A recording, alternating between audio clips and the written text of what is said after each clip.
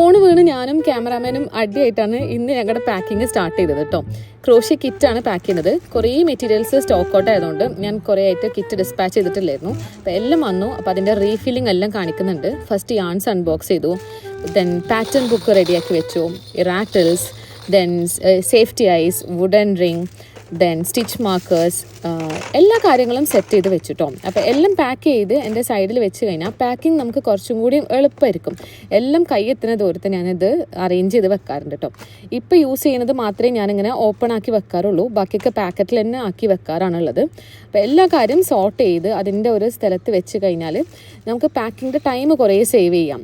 Okay, അപ്പോൾ ഇതിൻ്റെ വേസ്റ്റും കാര്യങ്ങളൊക്കെ ഫുൾ റിമൂവ് ചെയ്ത് ഭയങ്കര ഫ്രഷ് ആയിട്ട് നമുക്ക് പാക്കിങ് സ്റ്റാർട്ട് ചെയ്യും ചെയ്യാം കേട്ടോ.